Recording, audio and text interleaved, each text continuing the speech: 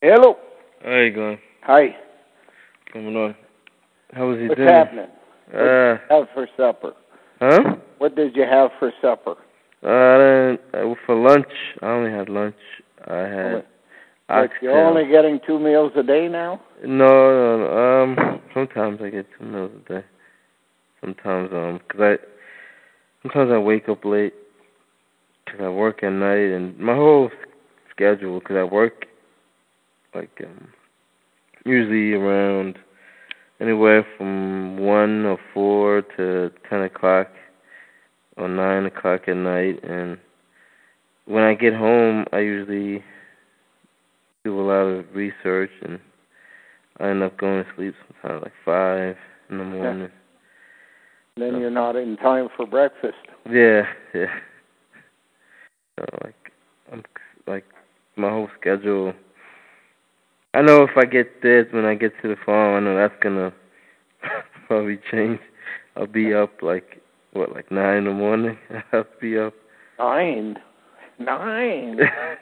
Half the day's gone by. Oh wow, man! Damn, you got. Oh man. Well, Scotty gets up at 8:30.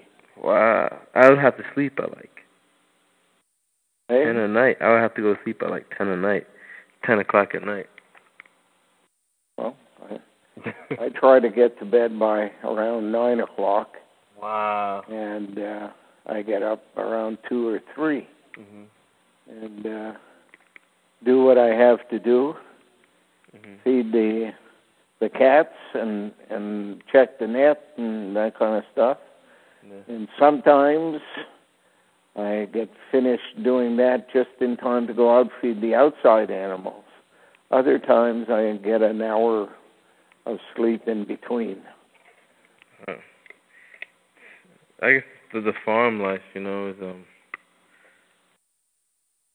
kind of, it can get kind of, I guess, I don't know, from what the impression people have given me, it's like a hard type of life, but to me it seems like, I guess if you were if you were on a farm producing crops for mass producing or something, yeah, I guess that, what happened?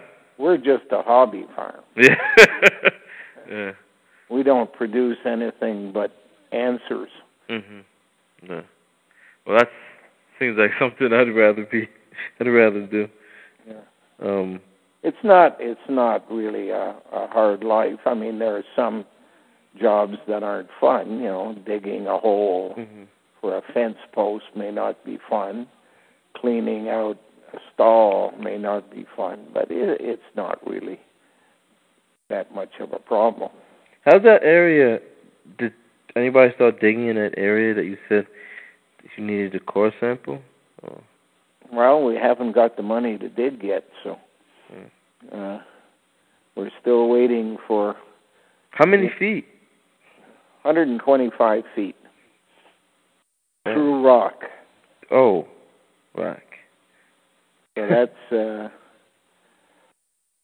that's about $7,500 to $8,000.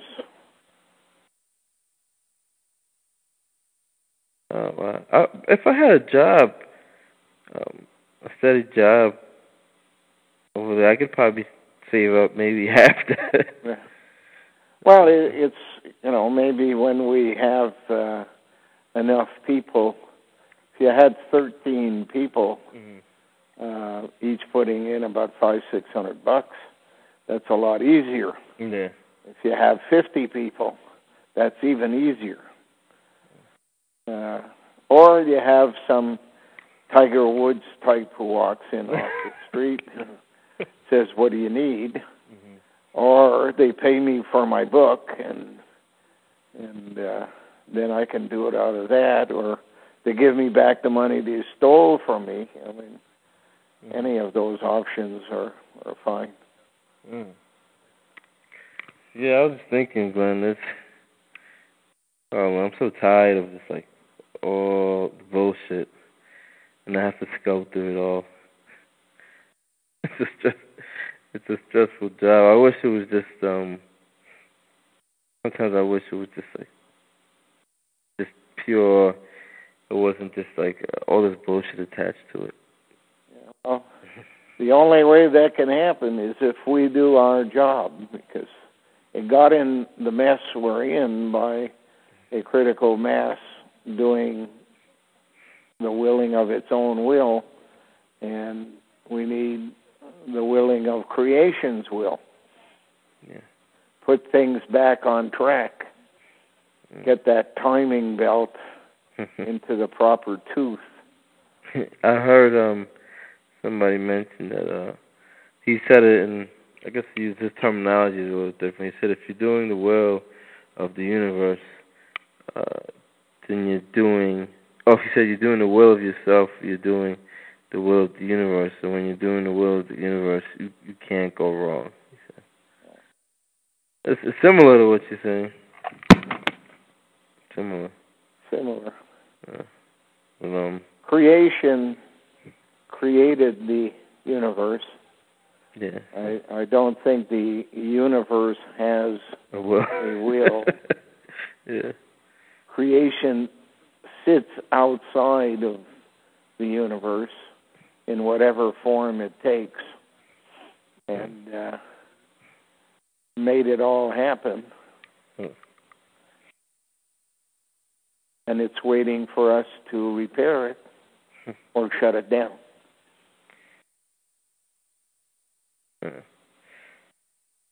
I don't think there's anyone in their right mind who would think this world is working properly. Yeah.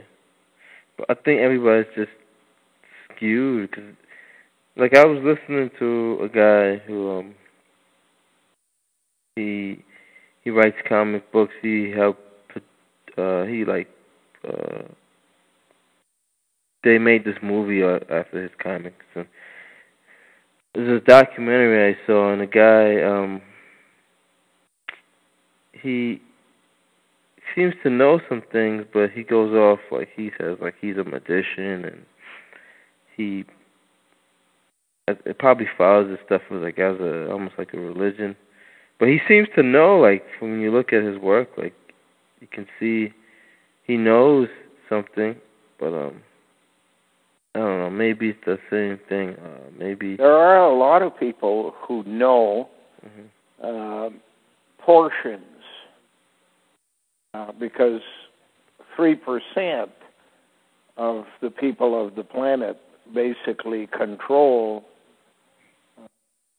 the other 97%. And those people are all on a need-to-know basis, much wider than the average, guy who shows up at a lodge type of thing. Yeah, like these people that I see, like they know about the destruction of the people on the surface, and they know about the computer. So, like, I'm wondering why. The most dangerous thing in the world today is the false information, which is put out as truth on the internet. Oh yeah. Then you get millions of people on the internet who have been totally misled, and yet they believe that what they have found on the internet is truth. So it's a competing gang to the gang who read the religious manuals of any and all religion. So you got a gang like that who believe because it's in the book. You got another gang of equal size, if not larger in the long run, who believe it because it's on the internet, and then you have another group of people who don't believe anything, and a very small group of people. Like, I want to find a way to contact. Maybe it's just I don't know, me just being hopeful or something. I want to find a way to contact these people. I mean, some people, you know, they are like. Well, there is a way to contact them, and that's to will our will. Creation then makes it possible for the masses to hear. Mm-hmm. Like these people aren't like one guy. He, he was on TV and stuff. But I have a feeling like if I were to tell somebody or connect some dots, it would probably change their direction or something. You can't make a judgment for all people who are basically on TV or in the news or whatever. But a vast majority of them are basically pushing the system in one way or another. Yeah, because they benefit from it. Yeah, exactly. They do. That's what the common denominator is. See, they all push the system. But like they seem to personally, like they believe in some of the bullshit of what the like this guy would talk about magic, and like inside that, I know it's a code or allegory or whatever. Science. Yeah, exactly. Magic is the science you don't yet understand. Yep. But the way he would talk about magic would be like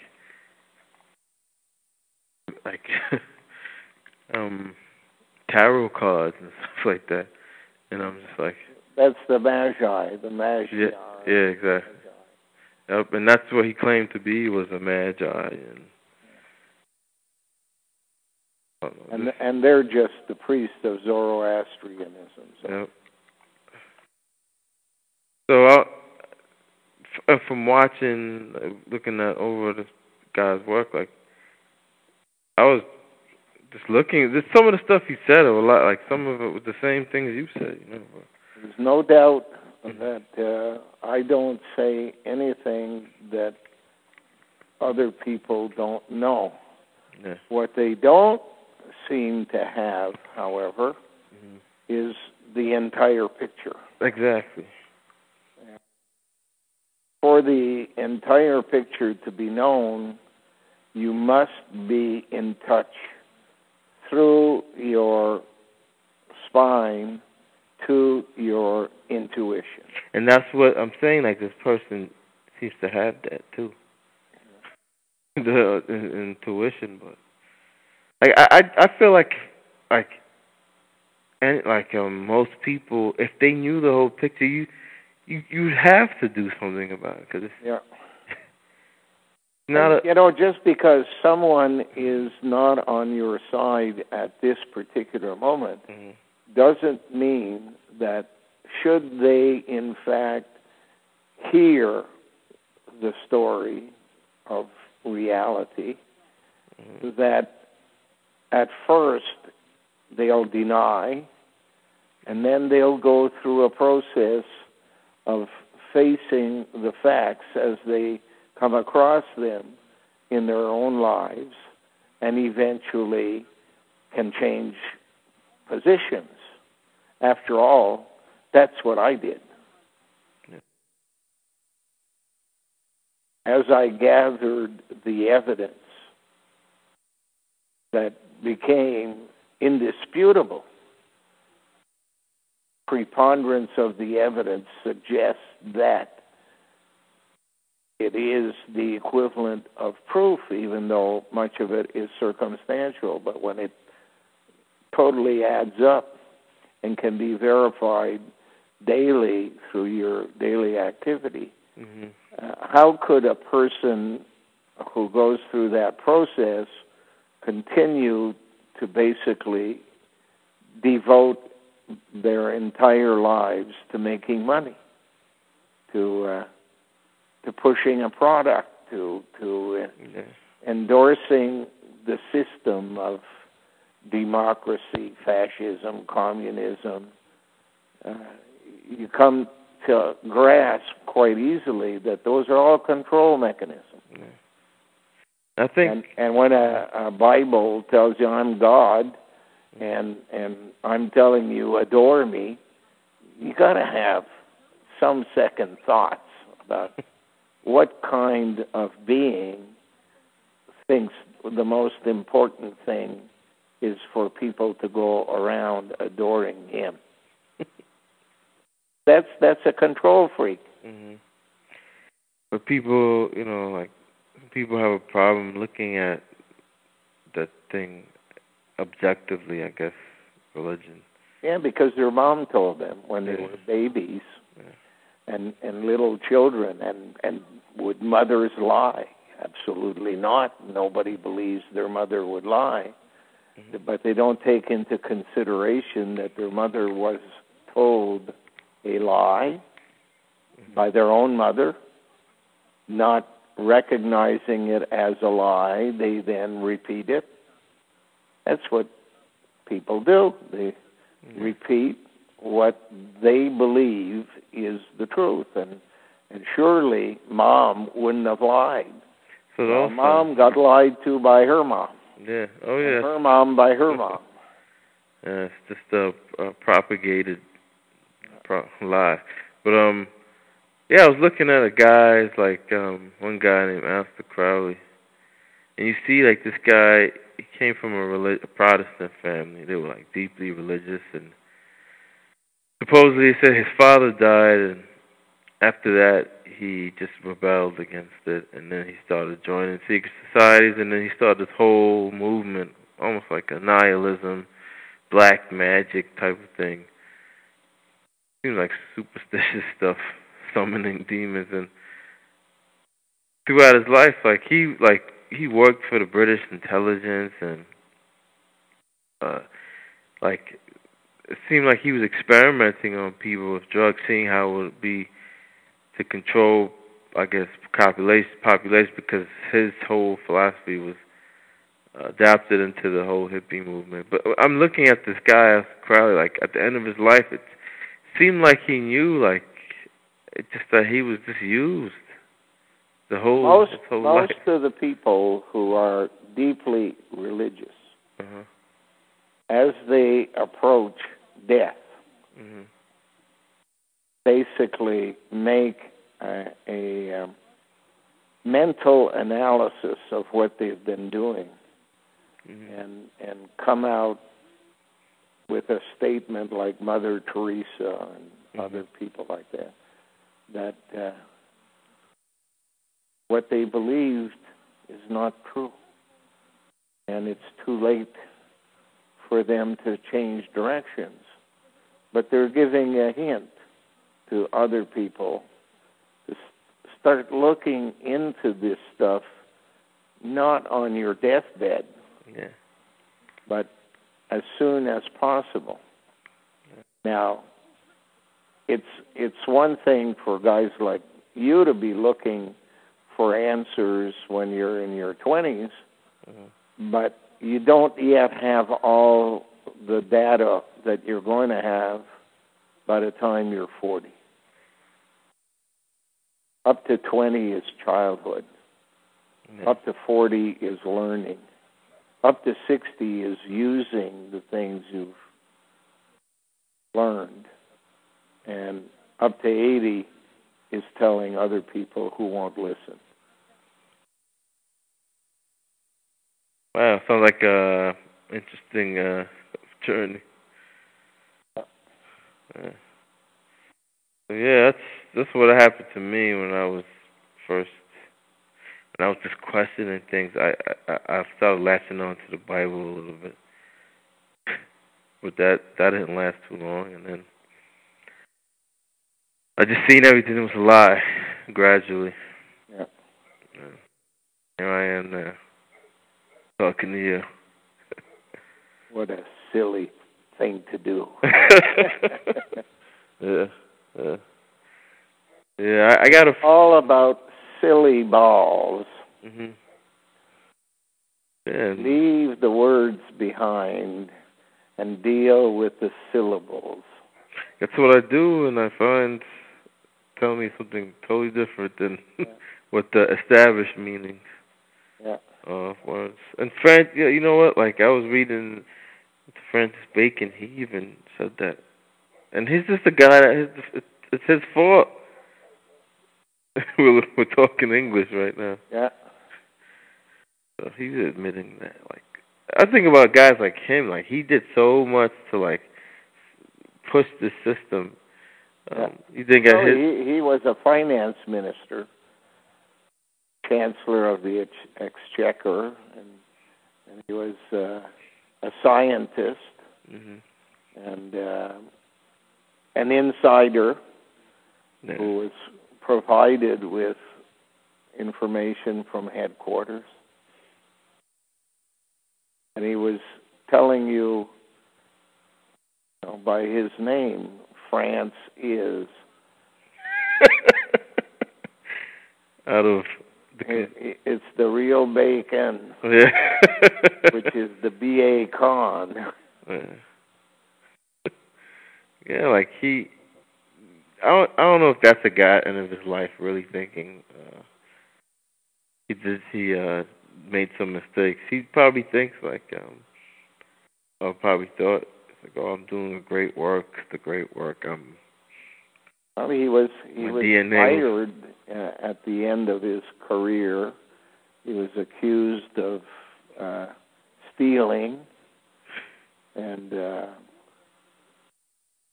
who knows the real reasons behind their attacks on him. That always happens to these guys. Like what you were saying with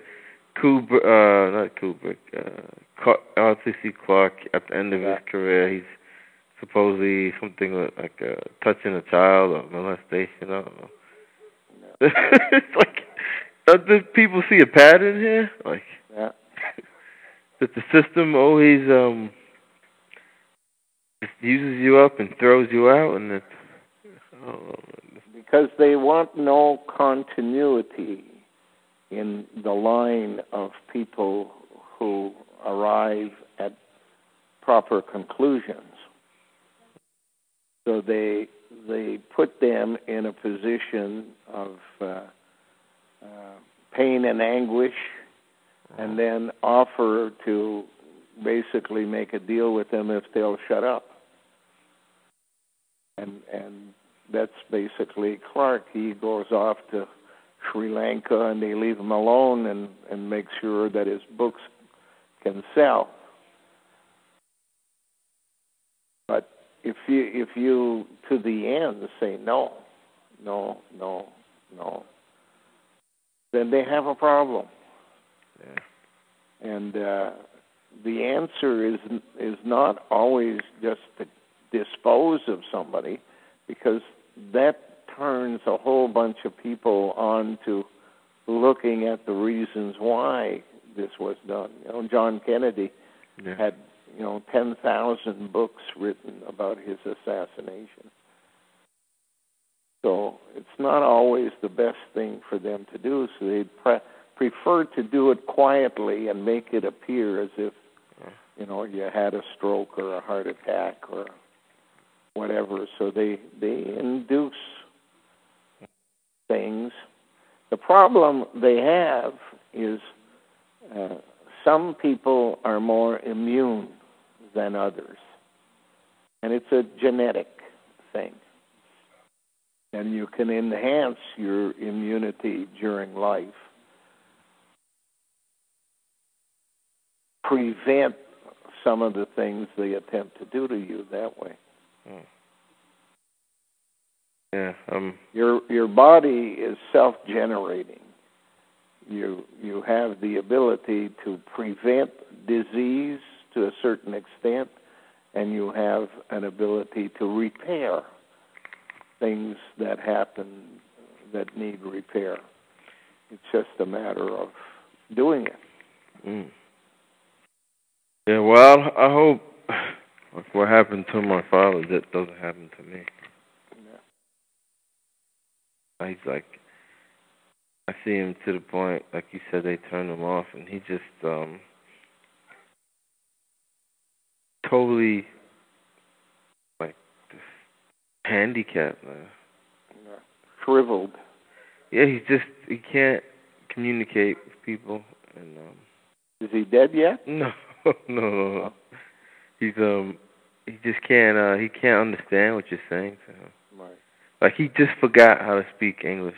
Yeah, well, that's a version of senility and Alzheimer's and all of those things.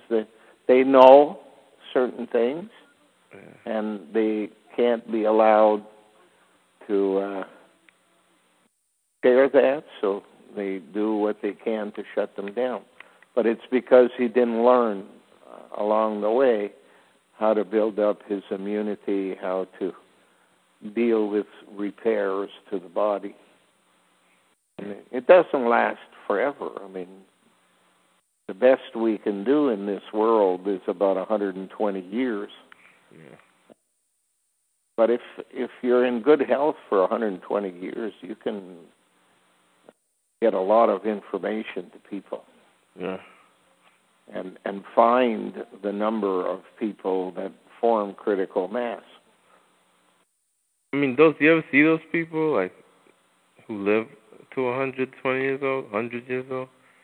Well, my mother was in an old age home, and there were people around her that were in the 100-year range. My mother died when she was 91. Had a heart attack when she was something like 50.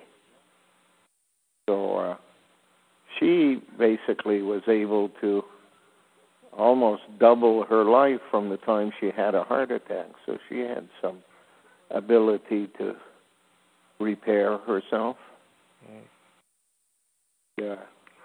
You know, if you look at Queen Mom there that died, Elizabeth's mother, she was in good shape into her 90s, and I guess she died when she was about 100, but she was in good shape until she was 95 or 98. Yeah, because it seems like that time, like from 40 onwards, is like a really important time in someone's life, because that's when you're like probably most of a threat. It's a matter of keeping busy. If you're busy, you don't have time to age.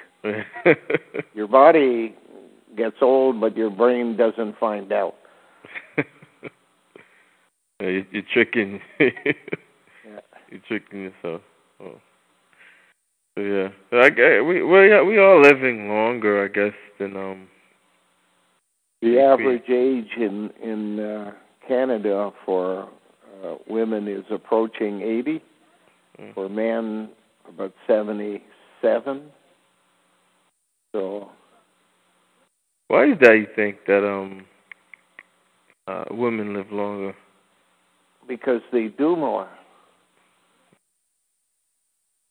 They keep busier than men. Men, once they lose their primary employment, start to feel useless.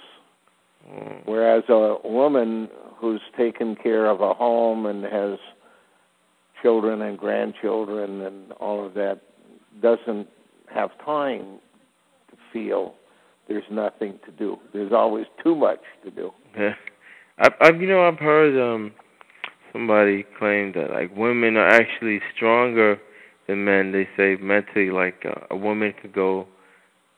He said, one person I heard say that a woman can actually go longer without food than a man, like, because a man would just like go crazy without food. I could see that. If you like, don't have food, your body is being eaten. Right. So if you're skinny, you'll die sooner. Yeah. But being skinny is like a genetic thing too. Like, there's people who try to eat a lot and they just can't gain weight. Yeah. So, like, these are things. You think these are type of instructions that were deliberately put in the genome of people, or it's just something learned, or I don't know. Well, not everybody is given the same things. Everybody basically has a balance that should allow them to be equal. You got to think of energy as being in two parts, metabolic and nervous. So it's like the gas tank on a car. Some people have a large gas tank, and their foot is heavy on the gas pedal.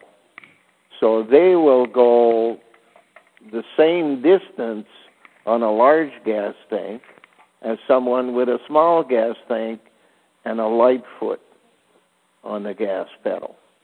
Kind of averages out there. So you got to find out who you are and adjust your activity to, do you have a lot of nervous energy or do you have a lot of metabolic energy? I just listen to my body. I try to listen to it. Listen to it like if I like certain food, if my body's telling me, hey, I don't like this type of food, I don't eat it. And it works for me. You don't eat broccoli like George Bush? No.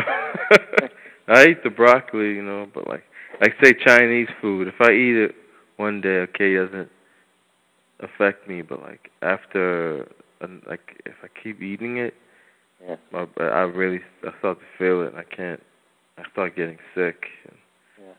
My body tells me don't eat this anymore. So. Your body should tell you what it needs. Yeah.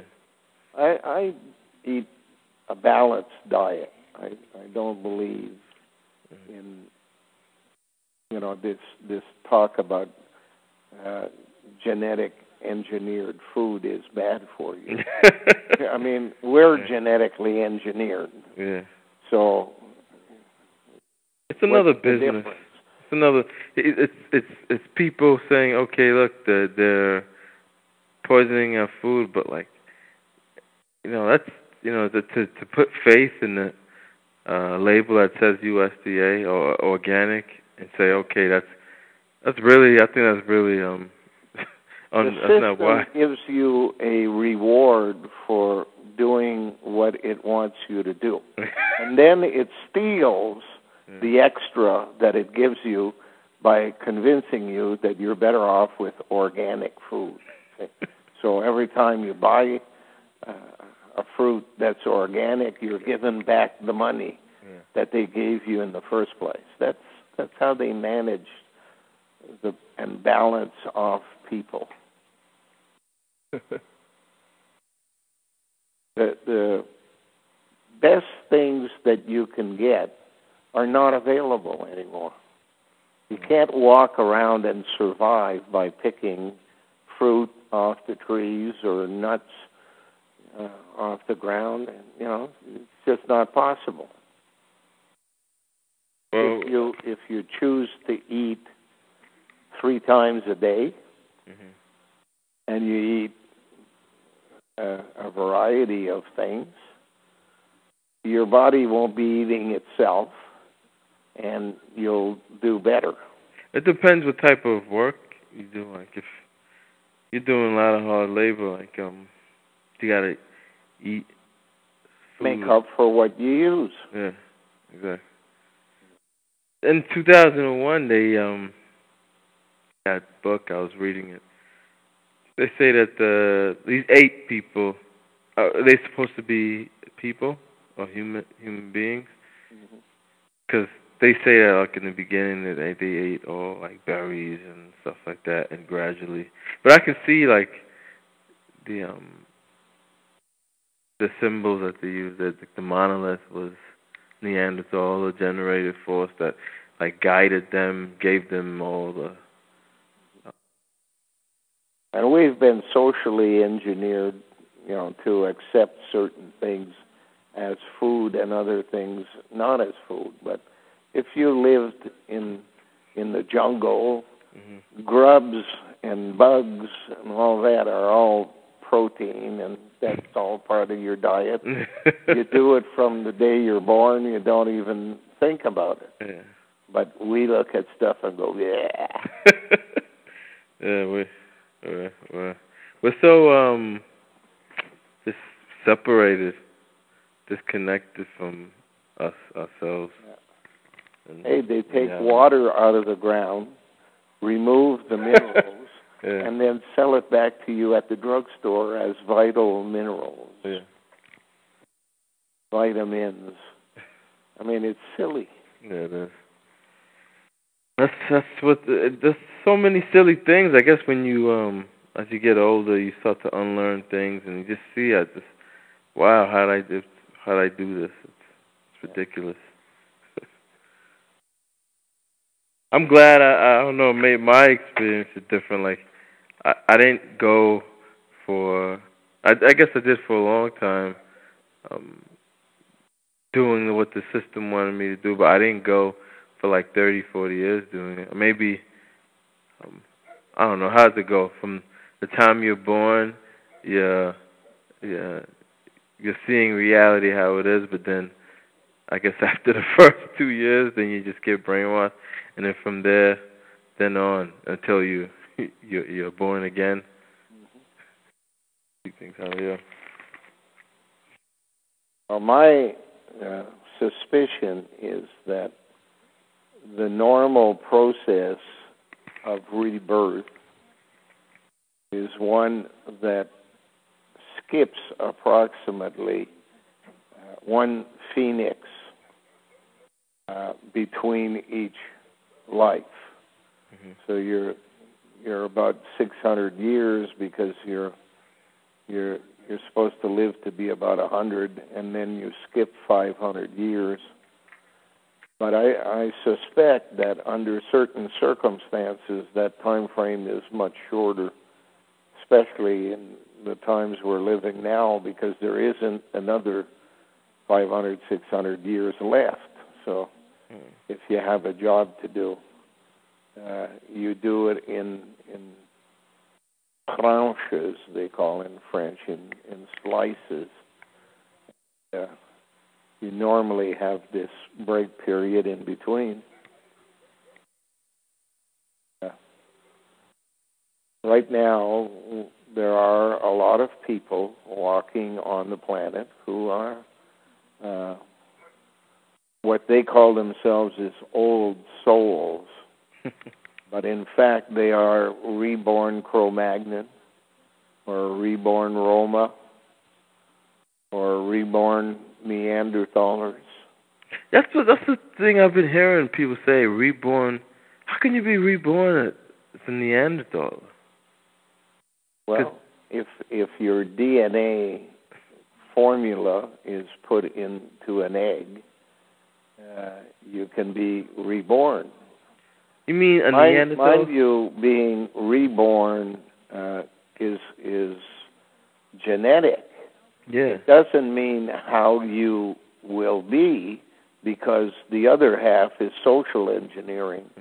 And if you're reborn and you live with the Rainier family, you're going to act like Rainier family members act, not like a Neanderthaler acted years ago.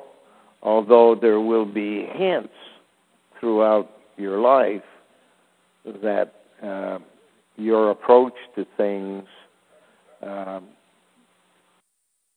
would be similar to what Neanderthalers were. That's why you have so many people who want to be control freaks. It's a trait of the Neanderthaler. It's a person who feels unloved, even by themselves, and lash out. So we have a world that doesn't like itself. Yeah. So they don't like themselves for a number of reasons, and it can be something they did, and it can be something other people did to them, and they took that as not being liked. Yeah, like they didn't like themselves and they destroyed themselves. It was like suicide. Psychiatrists would tell you that it doesn't matter if it's true or not. It's whether or not you believe it. So, a person who was abused as a child will have the same emotions later on as a person who believed they were abused but were not. In the end, both act the same way. It doesn't have to have happened. So if a Neanderthaler felt that Clan Mother wasn't being fair, didn't give him credit, and Clan Mother had, then that person would become a person who didn't like himself. See, I mean, we weren't there, so like from looking. Speak for yourself. I don't know, Glenn. I'm not to 40 yet, so. Yeah, you don't have all the evidence yet. So, what happened? They said what happened with Neanderthal? How they had a fight with. I don't know the side of Clan Mother. I don't know, like. Well, was it really unfair treatment? Was it really If you were a male in the period of Clan Mother, when Clan Mother was a hermaphrodite, your view of the world would be different than a male who's separate as a gender. You're just basically piggybacking and seeing through her eyes. Then when you divide the genders, you see through your own eyes. And there's a big difference there. So in how one views themselves. If you're a male as part of a hermaphrodite, your only real role, although you may be sensing and viewing and hearing and going through the same process as the female, you can't do anything about those things. Your only job is, when called upon, to fertilize an egg. So, you know what? With that fertilizing the egg, I was looking at this video on the anglerfish. It's like, wow, man! Like the anglerfish is this big fish with the light bulb on its head, but the male is this little tiny thing that when it finds the female, because the chances are kind of low. When it finds a female, they bite into the female, and then their whole like front part of their body just melds into it, and it's like, damn, man. And they just, and whenever the female calls upon like sperm, it provides it. That's it. And so it's like, as soon as it, like before, it has its own like almost individuality. As soon as it bites into that female, it starts to just meld into it, and then this becomes like a little. There are many ways. Each one of them was a trial about how's the best way to go about doing this. And different animals were given different approaches just to figure out in the long run what's the best answer in the long run. And creation had a plan for all of that happening, and Creator kind of jumped the gun and did things out of turn, and everything now is screwed up. So you're saying, so you think like every single animal has some tampering with? Yeah. Even in the animals in the ocean? The minute you start tampering with DNA, you're basically dealing with the formula of life. I suspect that most of the animals we have today were trials that were done before they got around to doing people. I'm sure the whole process began like a biology class. You basically work with insects and whatever and plants. I try to imagine like them on the ground and you have a human being on a leash, like, oh, come here, Spot, come here, Bingo. The lessons learned were done through animals, because with the animal you make it believe when it's tamed as opposed to trained. Trained, you say, do this, it does it. Mm-hmm. When it's tamed, it does it without you having to speak anymore. And the human animal has been tamed. They do things believing it's their own free will. Mm-hmm. It's not. It's a program. Yeah, humans, though, they're so, like, it's just funny, though, sometimes when I look at it from this. They swear it's, like, all them that's done all this. Look at this progress we had. And it's becoming more and more obvious to me. It's the guiding hand. It's somebody else's intellect and genius that helped with all of this. It wasn't just us. Like I try to imagine, like, what would humanity be like without that helping hand? Well, one of the big advantages that you have, George, is you're 25 years old and you've heard things and you've checked things out that most people never got around to all of their lives. Mm-hmm. So that by the time you're 40, you're going to be better equipped than almost all the people that came before you to settle on your conclusions about what's the premise behind all of this. Yeah. You will have viewed it from many, many more directions than, say, a person who lived in a log cabin in the woods 100 years ago, or somebody who lives in an apartment building 40 stories tall is no different than a person who lived in a cave. Yeah. Most people in apartment buildings have very little contact with their neighbors. Much less than people who live in farming communities, and there can be, half a mile to the next farm. So it all depends on how you gathered your information. And obviously, because you're talking about these topics now, at the age of 25, you're way ahead of the game. But you can't make the mistake of jumping to conclusions until you have all the facts. Yeah, I'm still gathering.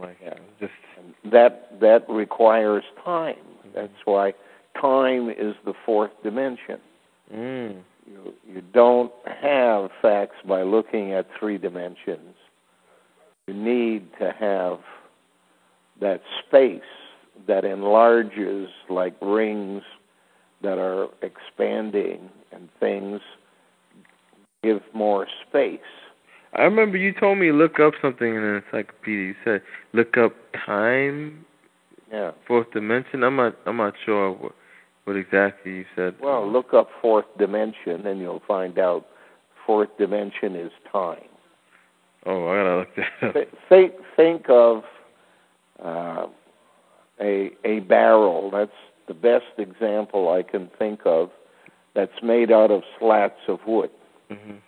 So they take the biggest slat of wood as the middle, and they put an iron ring around it. Each slat of wood has grooves on both sides, and on each side they fit a slightly smaller one, so that the barrel shape is basically one, when you stand it up, it goes from a small ring to a slightly larger, like a football, all the way up to the biggest ring, and then it reverses. Yeah, and it's all but that's what I heard watching the documentary. They said that's what Stephen Hawking described the universe like. It starts off at a bang and it expands and it becomes a crunch, and this is all happening. Yeah. As time goes on, you move to the bigger and bigger ring until you get to that biggest ring, which is the point of transition, which under normal circumstances will then turn around and go to a smaller and smaller and smaller ring until it returns to the original point at the opposite end of the barrel that is representative of the Big Bang at one end becomes the big crunch at the other. But the end product, a singularity, to explain that, you have to think of a seed. Yeah. You start off as a seed and you grow an oak tree. You know, I laugh because our minds, it's not like super advanced or anything. Like we need these simple analogies to understand, try to understand. But I think I have a feeling Neanderthals, they could grasp these things more directly. The more you learn on any single topic, untold, the easier it is for you to grasp things within that topic. When you choose the universe as your topic, there's a lot of stuff. Yeah. I think you have to die and reborn to understand. You can't do it in one lifetime. Yeah. That's why I don't feel like this whole thing with we're coming at a time of you said basically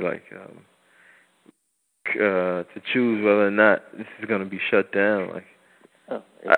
If it expands rather than transitions to the crunch, if it just keeps on expanding, think of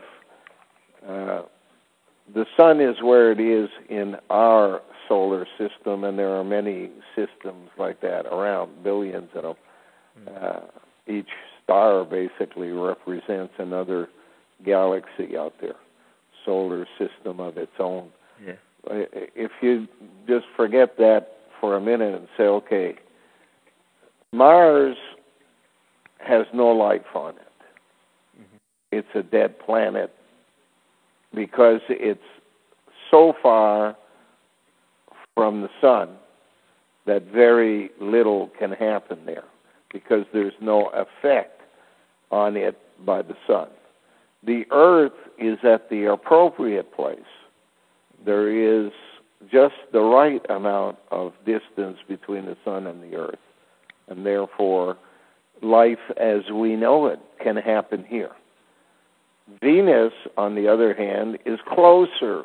There's too much activity, too much heat, too much everything because of its distance from the sun being closer.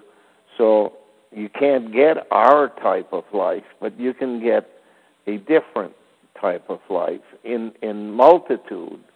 I'm sure that on Mars there may be some sign of life, but it is minuscule, whereas on Venus it's just overwhelming. So think of that situation that exists today. Now add time, thing expand. And if you add time and have the thing expand, we will in distance from the sun. Venus will end up where we are in distance from the sun. So the kind of life that happens here won't happen when that happens. Now, if it expands forever, everything gets changed in their distance from everything else. And since nothing can affect anything, it all basically dies. It just cannot function because unless you have all of the things interacting within a solar system, nothing can happen. Now, what you need is to make solar systems that grow, reach their point of transition, like a tree, like a plant, like anything else, like a human being, and then begin the process of crunching back down to the same kind of seed as started in the first place. So the seed of human beings is DNA, it's genome. It's what religion calls soul. And you can take what lived and, in our words, died, and what you have is no different than a pumpkin seed. It's just there doing nothing until it meets the conditions necessary for it to spring forward, as any seed would do when you add earth and water and sunshine and all of the necessary things. It's a similar process, different but similar nonetheless. It's how you take the DNA from coprolite and nurture it in a way similar to a seed that it grows in a laboratory environment to the point where it becomes self-sufficient. I think excrement, it's almost like a seed.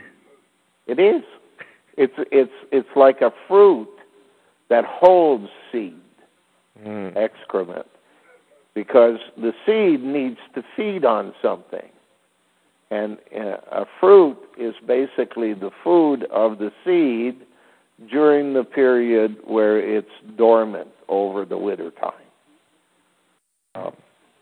The winter time can be extended if the conditions are right, such as freezing, cryogenics, all kinds of things, and make the thing extend, like just hibernate until another opportunity to grow occurs.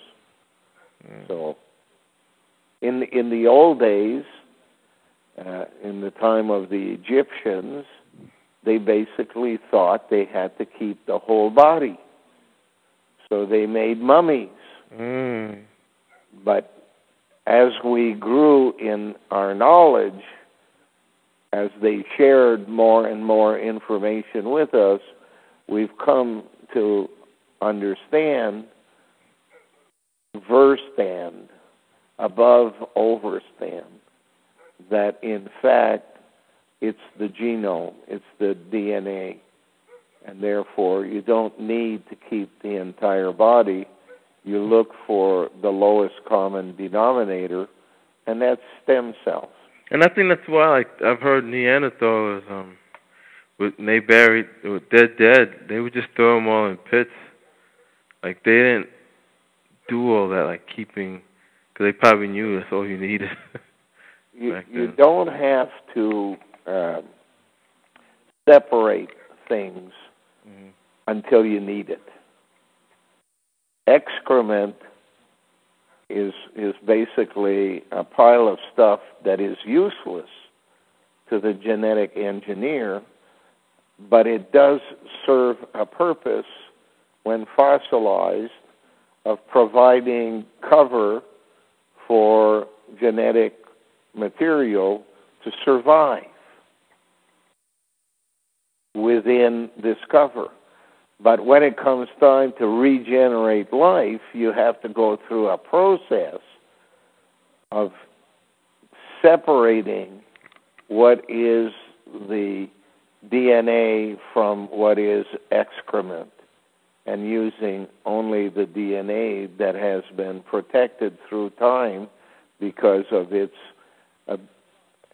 ability to survive within the excrement. And then if you go through the process of regenerating it as life, then the process begins again, like a seed growing. Every stem cell has within it all of the instructions for the entire piece.